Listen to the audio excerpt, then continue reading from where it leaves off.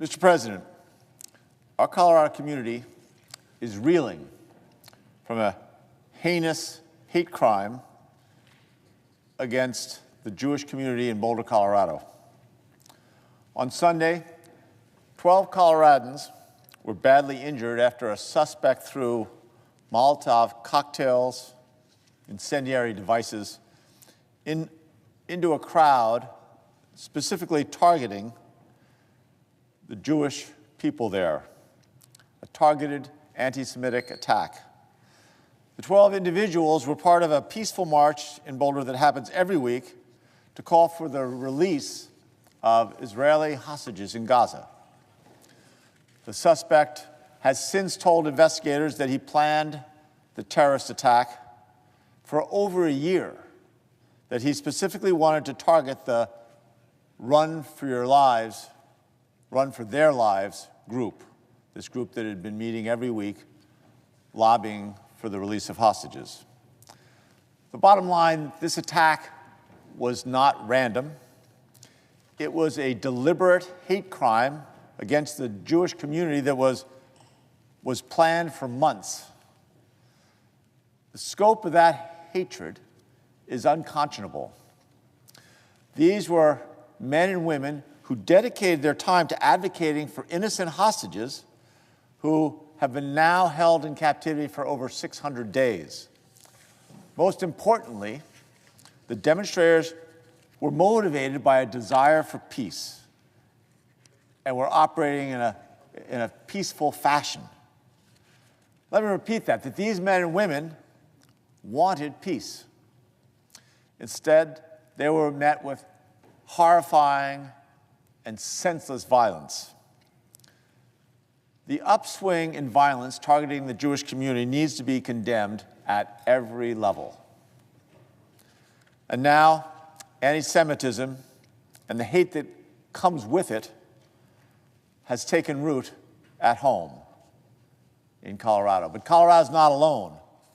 Our country is still mourning the recent assassination of 2 Israeli embassy staff members who were shot as they exited an event at the Capitol Jewish Museum just a little over a week ago. And just this past April, the Pennsylvania governor's mansion was firebombed as Governor Josh Shapiro and his family celebrated Passover inside. And these are just a few of the recent and most visible anti-Semitic attacks.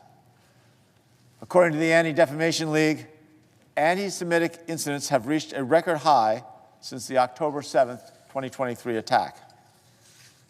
It is absolutely unacceptable for anti-Semitism to exist in our country.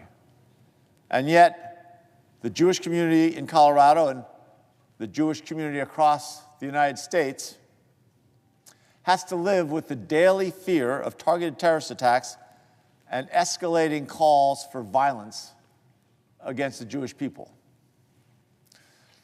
We need to do more to protect the Jewish community in Colorado and across the country and make sure that they feel safe in the aftermath of this horrific attack. Across the country, Jewish people are angry, they're terrified.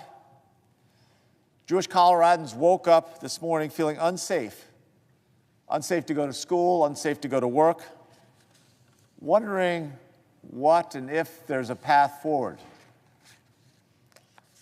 In 1967, Dr. Martin Luther King Jr. wrote, and I quote, "The ultimate weakness of violence is it is a descending spiral, begetting the very thing it seeks to destroy.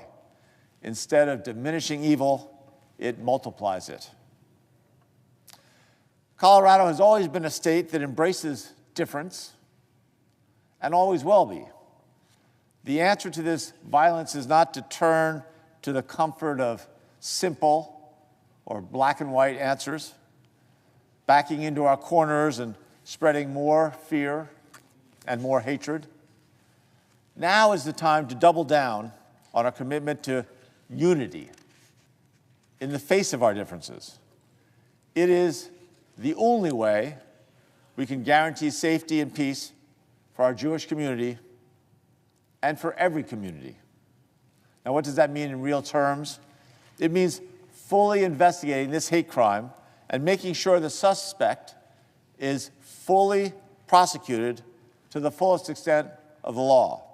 It means zero tolerance for anti-Semitism in Colorado's schools, our workplaces, in our public spaces. It means taking a lesson from the 12 demonstrators who were victims in Sunday's attack. Through peaceful action, they stood up their beliefs. They supported one another and helped our country take small but meaningful steps forward. They wanted to end this descending spiral of violence. The rest of us should do as well. Thank you, Mr. President. I yield the floor.